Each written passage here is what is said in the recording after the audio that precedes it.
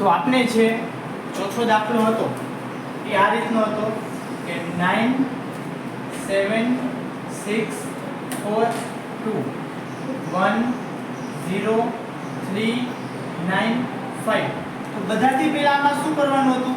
સમાન અંક ગોતવાનો હતો. સમાન એટલે સરખો. તો આમાં સમાન અંક શું છે? 9 અને 9.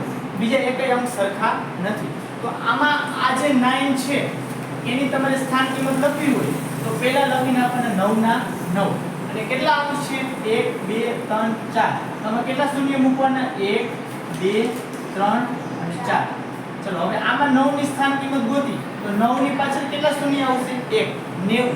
તો 90 કેમ લખવાના એ સમજી લ્યો. જે અડધાને લખતા નથી આવડતું કે આ જે બે અંકની સંખ્યા છે તો 1 અને 2 તો અહીંથી લખવાનું સ્ટાર્ટ કરે 9 અને 0. આ તમારી થઈ જવી જોઈએ બોર્ડર. એનાથી ઓલી બાજુ જવાનું જ નહીં. બરોબર? એની ટચમાં રહેવાનું અને આગળ અહીંયા વચ્ચે નથી લખ નાખવાનું. નકરી દાખલો ખોટો પડશે. અને આનો જ્યારે તમે તફાવત કરો એટલે બાદબાકી કરવાની થશે. અને કાંઈ ન હોય ત્યાં કરી નાખવાના શૂન્ય. તો ચાલો બાદબાકી કરીએ. 0 માંથી 0 જાય તો 0. 0 માંથી 9 ન જાય ન જાય. તો ઉપર લીધો 10. 10 કા પછી જ્યારે ડાયરેક્ટ 0 આવે એટલે કેટલા લેવાના? 9. વળી પાછા 0 આવે કેટલા લેવાના? 9. પછી 9 માંથી એક ઓછો કરો કેટલા લેવાના? 8. 10 માંથી 9 કાઢો તો વધશે 1. 9 માંથી 0 કાઢો તો 9 9 અને 8. જવાબ આવે છે 89910. કયો જવાબ છે? એ જ છે. તો એ કરીને લખી નાખો 89910. એના પછી દાખલા નંબર 5. પાંચમા દાખલાની રકમ છે એ બધાને લખાઈ જવી જોઈએ. એ દાખલો તમારે જાતે કરવાનો છે. ચાલો રકમ વાંચો.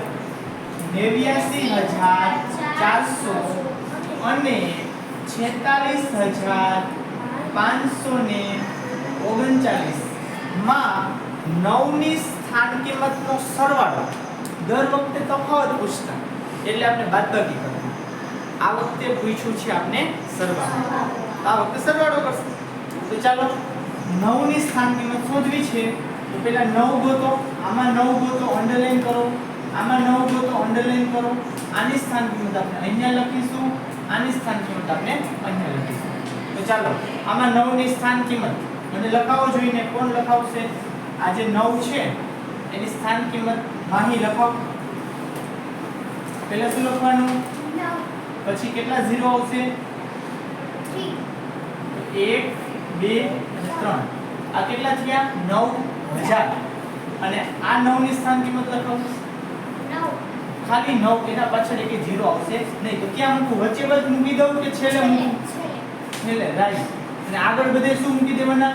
0. અને આનો સરવાળો કરવાનો છે કે બાદબાકી કરવાની છે? સરવાળો. રાઈટ. કેમ કે રકમમાં જ લખ્યું છે આનો સરવાળો કરો. તો 9000 માં 9 નાખો તો કેટલા થાય? 9009. તો 0 માં 9 નાખો તો 9 0 0 અને 9. તો 9009 કયો ઓપ્શન છે? 9009. A B C કે D? કૌશિક? C. રાઈટ.